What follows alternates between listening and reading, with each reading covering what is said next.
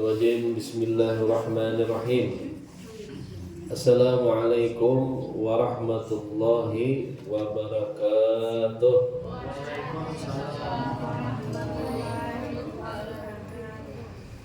Alhamdulillahilladzi hadana lihada wa ma kunna linahtadiya laula an hadanallah. Asyhadu an la ilaha illallah wa asyhadu anna Muhammadan abduhu wa rasuluhu la nabiyya ba'dahu. Allahumma shalli ala sayyidina Muhammad wa ala ali sayyidina Muhammad. Alhamdulillah, pada sore hari ini, kamarian ini, walaupun suasananya setelah hujan, kita dimudahkan melangkahkan kaki kita untuk sama-sama melaksanakan majelis ilmu dan majelis zikir. Nah, karena dengan kita mendatangi majelis ilmu dan majelis zikir ini, niscaya kita akan mendapatkan rahmat oleh Allah Subhanahu wa taala, ampunan oleh Allah Subhanahu wa taala, sebagaimana hadis yang sahih. Apabila orang setelah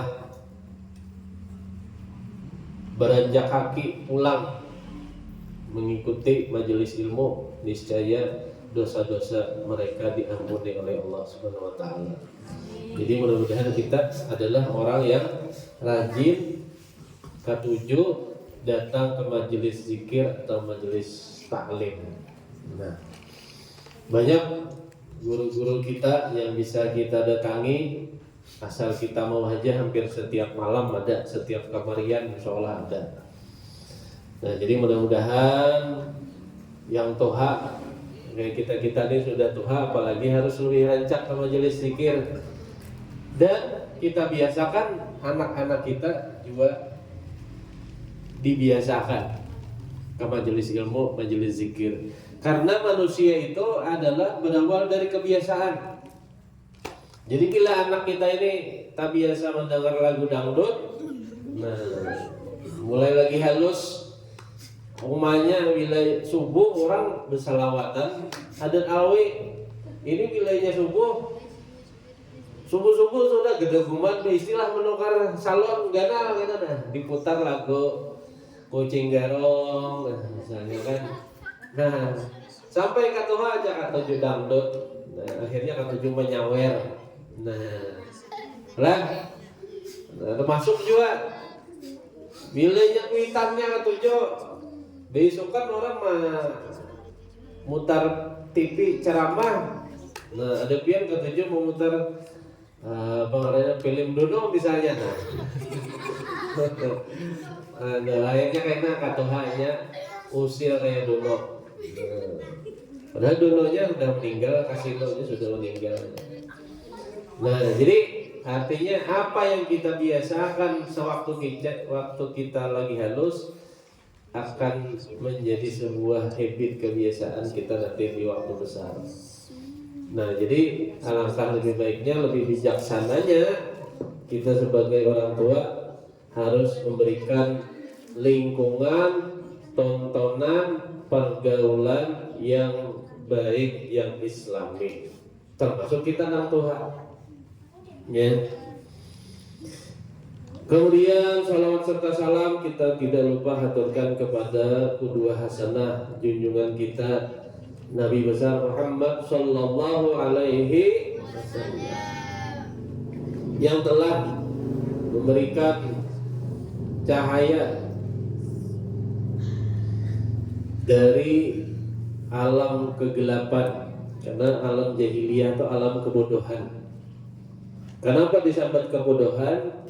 Karena di saat Nabi lahir itu orang menyembah patung. Jadi kalau hari ini ada ketujuh menyembah berhala, itu sudah mulai zaman Nabi, sebelum Nabi sampai zaman Nabi Ibrahim sudah ada, ya, menyembah batu. Nah, dan itu masih ada di wadah kita. Artinya apa? Ada yang beristilah minta maaf, bentuknya berbeda-beda. Ada yang menyembah keris. Nah, ini hati-hati nih. Wujudnya kada diambak kerisnya. di muka Pak Imaman, tapi kayaknya anu aja, ingatin aja, karis itu jangan sampai ada di anu wilakatan. Nah, atau karis itu andaki kain kuning, atau karis itu andak di tempat karena karis itu bisa saring, bisa bergeringan, bisa kainan didatanginya. Nah, itu sebujurnya bujur dari kita kan menyembah, tapi sebujurnya itu adalah ada rasa menuhanakan lawan keris, menganggap keris itu punya kekuatan dan menganggap keris itu bisa mempengaruhi nasib takdir manusia. Nah, ini juga berbahaya. Hati-hati. Kemudian zaman Nabi itu orang lalakian takutan lawan anak-anak bibinian. Akhirnya apa? Bila lahir bibinian dibunuh. Ya kalau seakan-akan bibinian dulu dibunuh sampai minta maaf sahabat Nabi yang dijamin masuk surga Sidin pun pernah jahiliyah, yaitu Umar bin Khattab pernah membunuh anak Sidin bibinian. Nah, jadi artinya apa? Rasulullah itu dilahirkan benar-benar di tengah zaman yang dimana akhlak manusia itu bobrok.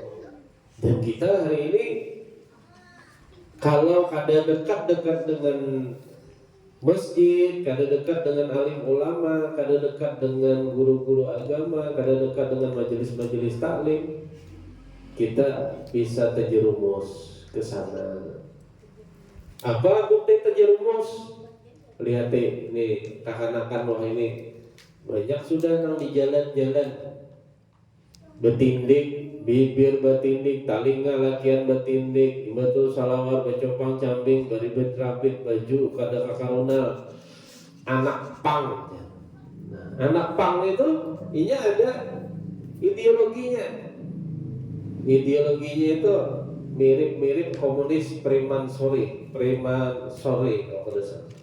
Jadi ini model, jadi kebanggaannya itu kebanggaan kada betuhan, Marxis, komunis. Nah, tokoh-tokohnya ada Che Guevara. Nah, lain Che Guevara. Nah, itu di Rusia dulu ya. Nah, jadi hati-hati.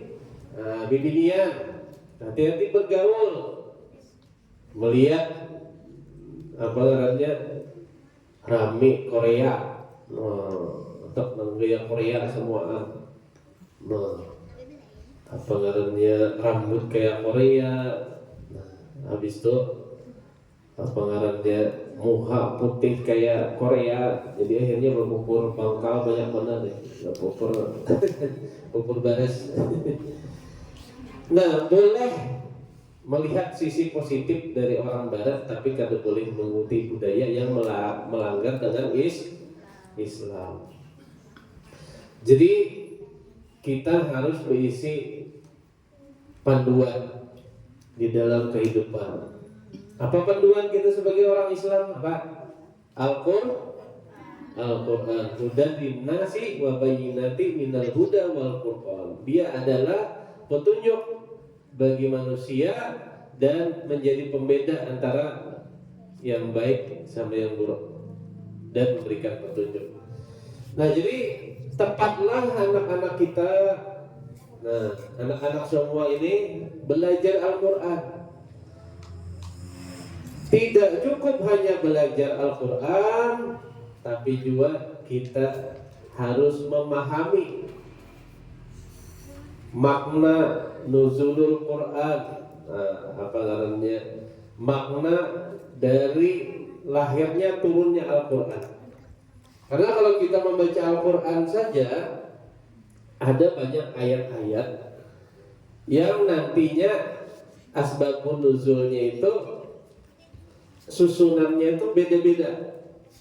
Contoh, ya misalnya di dalam Al-Quran surah Al-Anfal, surah perang, ini menceritakan tentang perang Badar.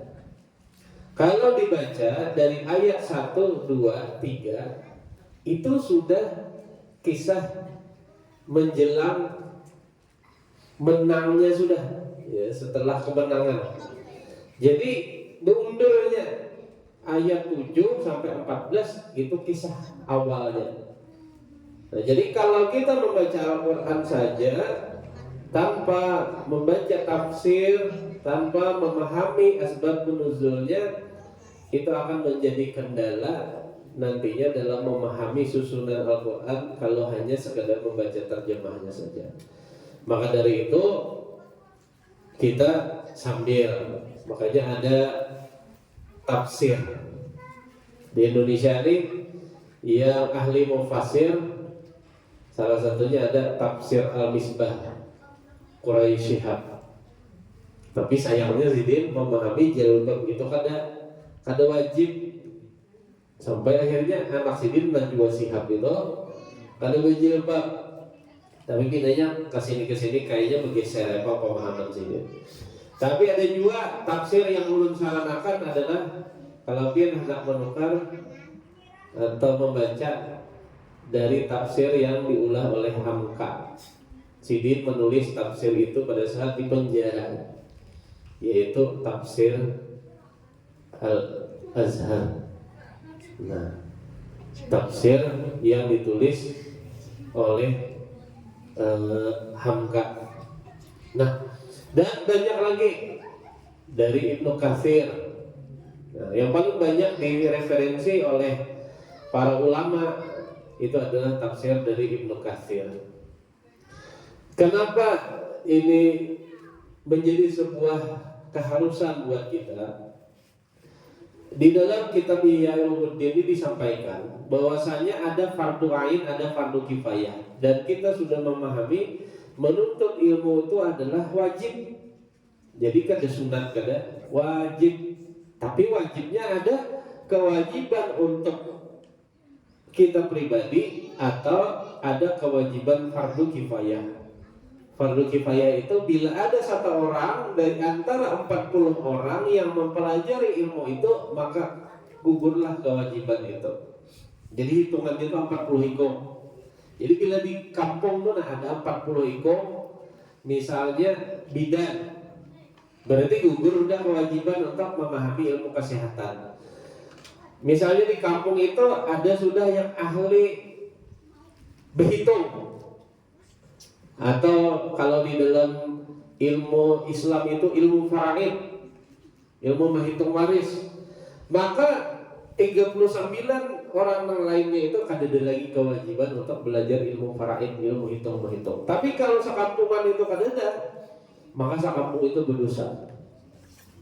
Nah, sekampungan itu berdosa. Misalnya ada anak yatim, kuitannya kada ada, meninggal, kada ada ulama sehingga warisnya kada jelas, wasiatnya kada jelas, ilmunya kada ada, panitia masjidnya kada paham, panitia kematiannya kada paham, maka berdosa sakampungan.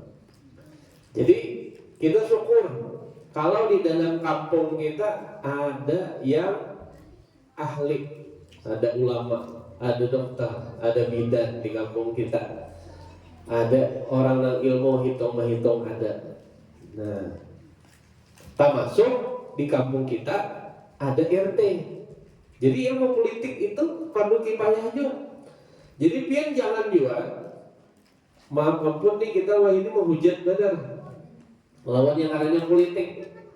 Wah aja, bapak lalu aja tak pilih jadi anggota dewan, bapak lalu aja tak pilih jadi pegawai BPD, pembakal. Ada bapak lalu perannya aja di masyarakat, tak pilih jadi bupati. Tapi ingat, dengan politiklah kita ini dapat semacam kejelasan di dalam melakukan keseharian kita dalam rangka bermuamalah. Contoh, kita cuap-cuap, misalnya tuan guru cuap-cuap, lakasi berjakat, lakasi berinfak. Nah, cuap-cuap sidin. Tapi kita nang di pada ini kada paham. Aku ini karena kada zakat. Aku ini karena kada infak. Aku ini tiap bulan banyak hutang. Aku ini berumah sampai kada satu nasab, satu nisab, satu haul. Aku ini bisi amas sampai kada.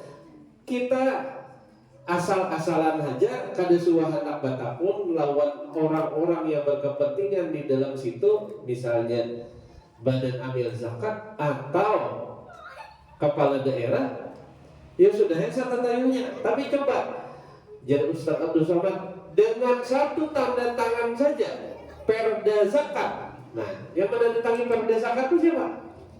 Bupati bersama siapa? DPRD.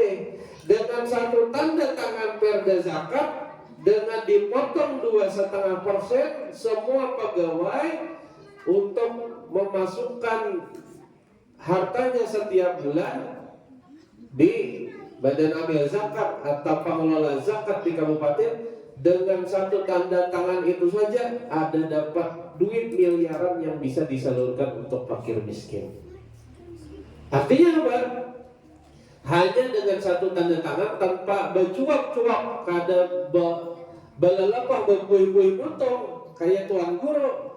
Satu tanda tangan saja seorang pemimpin bisa mempengaruhi kebijakan.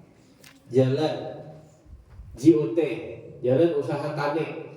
Bila kita hapus saja menghujat pemimpin, menghujat misalnya pembakal, menghujat siapapun, pas kada ditandatangani akan sidin, pas kada diurus akan sidin, boleh jadi kita hendak ke kabun kali, boleh jadi kita hendak tulak ke pahomangan kerepotan dan hal-hal lainnya, termasuk posyandu, termasuk masalah kesehatan, termasuk masalah pendidikan. Artinya apa?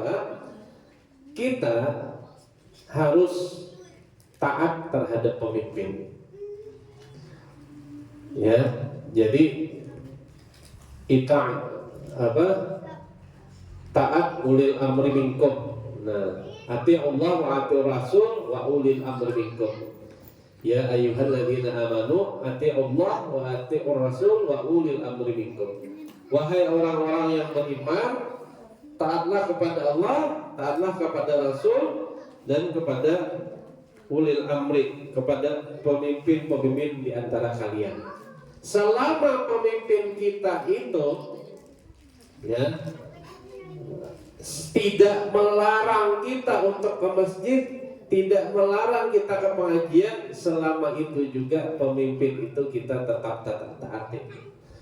Tapi kalau seandainya pemimpin kita, bila kita ke masjid dipenjara, bila kita ke majelis taklim dihukum, nah itu boleh kita kada wajib taat. Tapi selama pemimpin kita masih mempersilahkan kita, memberikan kebebasan kita untuk ke majelis taklim, majelis ilmu, untuk sholat, nah selama itu juga kita tetap wajib taat. Walaupun kenyataan kita bahasanya itu kada semuanya makmur oleh keputusan-keputusan. Nah, coba kita membayangkan hari ini kejadian di Timur Tengah. Kita melihat hari ini tadi berita salah satu daerah di Palestina, ini ada lagi jalur Gaza, ada lagi daerah Nampang tadi, itu 10 hikung sudah meninggal 2 hari ini aja dibombardirnya oleh Israel. Nah, di situ bila masuk Masjidil Aqsa, waktu-waktu tertentu bisa ditangkapnya, dipukulnya, bahkan bisa dibunuhnya oleh Israel. Nah, wajar aja halal darah buat Israel itu. Tapi selama ini alhamdulillah kita berada di Indonesia, ke masjid sang hendak. Orang aja lagi ketahuan ke masjid ya mana? Di sana ngalih benar ke masjid. Kalau ada kita ini masjidnya bertambah hambur, orangnya tak hakon saking nyamannya. Nah, tapi kadang tetap aja kita dibanyak nama Allah. Inilah salah, gardu runtuh, talulah pecah, macam-macam lah, ayam lah. Nah, jadi ulun ulangi, karena kita ini memiliki kewajiban menuntut ilmu minal mahdi ilal lahdi, dari buayan sampai liang lahat. Jadi siapapun orangnya hukumnya wajib. Di mana hukumnya wajib? Bagi laki-laki, bagi perempuan, hukum wajib itu setelah mulai akil balik.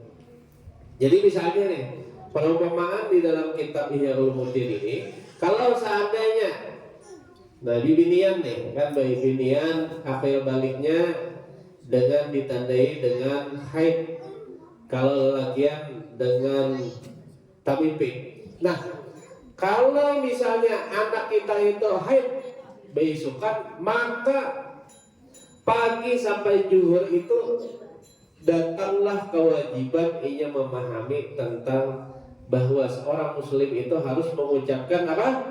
2 kalimat syahadat. Karena kita di situ sudah ada kewajiban yang namanya mengamalkan rukun Islam. Rukun Islam ada berapa? 5. Pertama apa? Naik haji.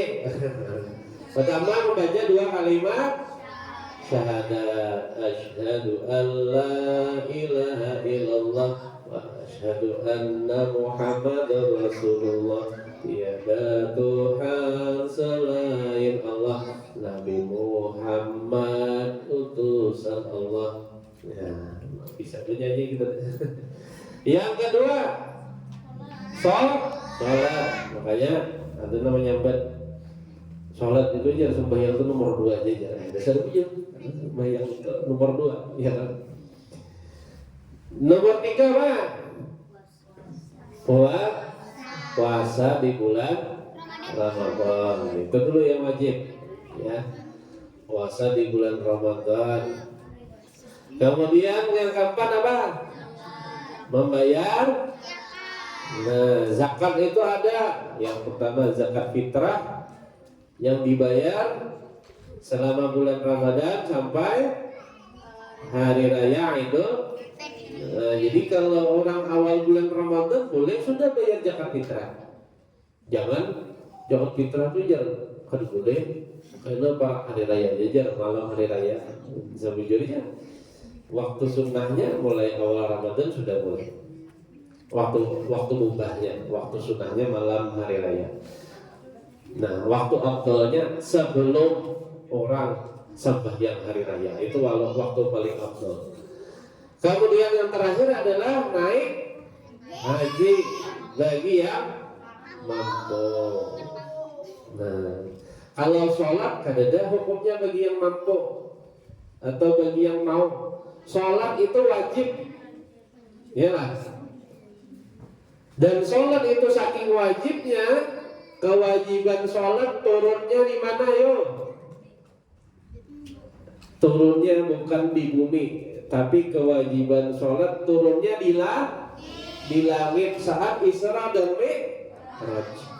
Jadi saat Mi'raj Nabi ke Sidratul Muntaha pada 27 Rajab, di saat itulah Nabi kita Nabi Muhammad SAW diberikan kewajiban perintah melaksanakan sholat 5 waktu, yang awalnya 50 waktu jadi 5 waktu. Jangan hanya 50 waktu, Zahok bisa banyak tertinggal. Nah, 5 waktu aja banyak yang tertinggal, belaju-laju kaina-kainanya gini ya. Nah, ibu-ibu karena kadang kalanggar, ini kelemahan ibu-ibu, karena kadang amal zikir bisa beleha-leha, kaina aja gini dulu aja panas hari lagi aja. Karena ini jam 2 aja, imbah makanan dulu aja. Kita guring-guring 1:30, barang jam 3:30 hanya sembahyang. Kaina asar cakapang langsung, padahal 3:30 tuh parah udah asar. Kayak aja gitu dulu jam mandi dulu, jam duduk kawarung ini 1:05, 1:06 hanya bahasa.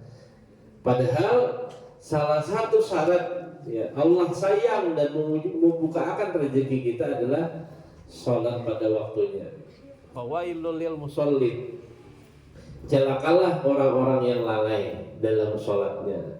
Nah, jadi di dalam tafsir ayat Ara'aital ladzi al-ma'un ini salah satunya adalah dipadahkan orang yang sembahyang ketujuh melambat-lambatakan ini juga celaka, apalagi nak ada sembahyang. Ya. Nah, jadi ingat ini, kalau sudah akhir balik, nah kita kembali ke dalam fardunya seseorang itu adalah dari sejak inya akhir balik. Jadi sejak akhir balik inya wajib memahami syahadatain. Ya, 2 kalimat syahadat. Apabila dia punya umur sampai zuhur, maka anak itu anak itu wajib hukumnya memahami sembahyang. Karena apa? Tuntutannya mulai sudah. Zuhur itu adalah zuhur pertama inya diwajibkan sembahyang. Ini kada tahu Ustaz ini yang pakai nubuhan pian nih yang ini nah. Ini apakah sudah ada yang minta maaf haid atau sudah termimpi? Kalau sudah berarti pian ini wajib sudah. Bila inya ditinggalkan berdosa. Nah, bila ditinggalkan sembahyang berdosa. Hukumnya kalau hari ini baru sadar, maka sembahyang pian itu harus dibayari lah. Nah, ibu-ibu nih juga yang merasa bahari rancak ada sembahyang sudah imbah balik, saran ulun bayari sembahyang pian samampu pian. Imbah sembahyang wajib, lakukan sembahyang dengan ulun nyatakan sholat qadaan. Membayari dulu ulun pernah sekali ya ada apa? Jadi menambahi sembahyang untuk membayari menambali kita yang dulu seingat kita kada sembahyang. Tapi punya banyak benar Bang ulun Ustaz aja. Sampai ini belang kambingan ini sampai umur 40 Ustaz aja. Ajar-ajar. Ya kada apa? Kita banyak beristighfar karena Allah itu Rahman Rahim. Kenapa Allah itu Maha Rahman Rahim? Inilah hebatnya Allah. Seorang mu'allaf, seorang yang baru masuk Islam, kada pernah sembahyang, kada pernah apa-apa, kada pernah baca Al-Quran. Seorang yang hari ini 100 tahun misalnya lah, 50 tahun ini di agama Kristen atau di agama Hindu Buddha, hari ini yang masuk Islam, hari itu dihapus dosa-dosanya sabuan dan ia seperti bayi baru lahir. Nah ini kadang jargus bahas hirinya lah orang ngelap dia. Hajar masuk Islam kan berdosa pula. Artinya kita tentang Islam sejak lahir ini, kenapa ada tuntutan mengqada? Mengqada itu hukumnya adalah diperintahkan saja sebagai bentuk kita menyempurnakan sesuatu yang kurang. Tapi jangan jadi beban. Kalau aduh mau menjaga ini jadi Ustaz Taufik lapah benar. Aku ini banyak benar tertinggal. Sekali lagi yang maulah kita dimasukkan ke dalam surga itu bukan ibadah kita, tapi rahmat Allah, kasih sayang Allah. Dan yang paling penting kita kasih sayang Allah ini akan muncul apabila kita lebih banyak berkasih sayang kepada sesama. Jadi syarat untuk dapat kasih sayang Allah itu tebarkan kasih sayang lebih banyak ke manusia. Kenapa? Ya itu sudah anunya oleh Allah. Cinta yang di bumi maka yang di langit akan memberikan cinta kepada kita. Itu sudah keinginan Allah. Jadi biar asal selama ini banyak berbuat baik ke manusia dan pian hari ini sadar sambil perlahan-lahan pian ibadah pian perbaiki, insya Allah Allah akan mengampuni dosa-dosa kita, insya Allah. Terakhir ya, nah, jadi di dalam kitab ini disampaikan bahwasanya apabila seseorang tuh misalnya ingin melaksanakan ibadah haji misalnya, maka masuklah hukum kewajiban untuk dia mempelajari tentang haji itu. maka di wadah kita ada yang namanya manasik. Jadi kewajiban mempelajari tentang ibadah haji, hitungan zakat, itu bukanlah kewajiban yang sifatnya harus menuntut sekarang. Tapi dia akan bertahap hukumnya, itu wajibnya wadah kita. Anak pian ini misalnya balik, maka yang perlu wajib dipahaminya dulu syahadat dulu. Kemudian sembahyang juga asar maghrib itu apa dulu. Nah, kemudian kewajiban berikutnya adalah itu bukan sunat salat, itu kada wajib belum, rukunnya aja dulu. Sembahyang itu takbiratul ihram, kemudian membaca Fatihah, membaca iftitah itu kada wajib. Nah, jadi anak kita misalnya kada hafal doa iftitah, jangan disalahkan. Ikamnya kada hafal doa iftitah, kada sah sembahyang, akhirnya dia kada mau sembahyang. Yang penting ia wajib dulu hafal Al-Fatihah. Kemudian di dalam sembahyang itu adalah rukun fi'liyah. Jadi gerakannya. Jadi misalnya rukuk, kemudian i'tidal sujud, kada membaca apa-apa, jangan disalahkan. Ia belum hafal, jangan disalahkan dulu. Karena bacaan itu sunnah hukumnya. Jadi yang paling penting bertahap memahamkan tentang kewajiban. Tapi yang ngarannya agama ini mudah dan insya Allah sangat dipermudah oleh Allah untuk kita mengingat bacaan-bacaan agama di dalam Islam ini. Bahkan Al-Quran itu walaqad yassarna Al-Quran li zikri. Bahkan Al-Quran itu dipadahkan yassarna, sangatlah mudah untuk diingat. Li zikri. Makanya kada sedikit anak-anak kita asal kurinah aja, beristilah aja digiring ke dalam tahfiz, digiring ke majelis-majelis ilmu, insya Allah ia mudah menerima untuk menghafal bacaan-bacaan sholat, bacaan Al-Quran, menghafal Al-Quran, itu insya Allah dimudahkan. Karena memang secara struktur otaknya diciptakan waktu kecil itu mudah merekam.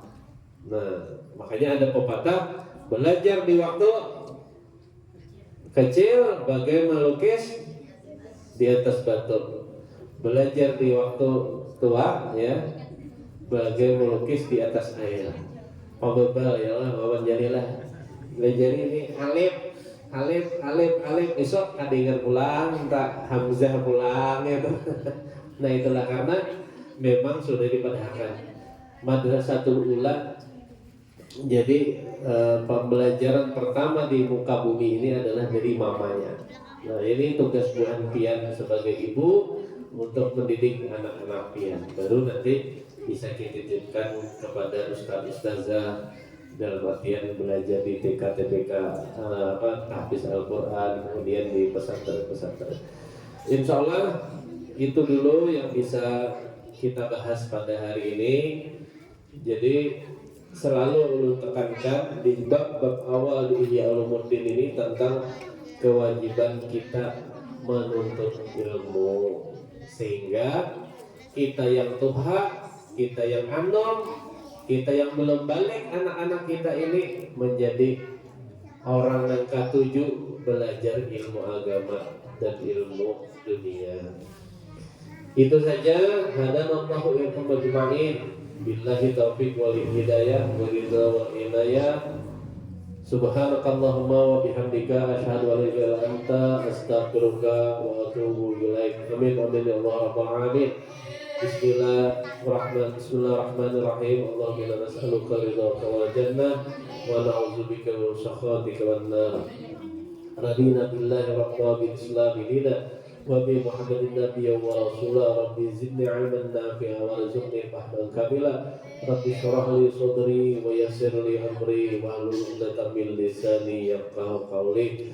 Allahumma arinal haqqa haqqan warzuqna ittiba'ah wa arinal batila batila warzuqna ijtinabah bi rahmatika ya arhamar rahimin. Rabbana atina fid dunya hasanah wa fil akhirati hasanah wa qina azabannar. Sallallahu alaihi sayyidina Muhammadin nabiyil ummi wa ala alihi wa sahbihi wa barik wa sallam.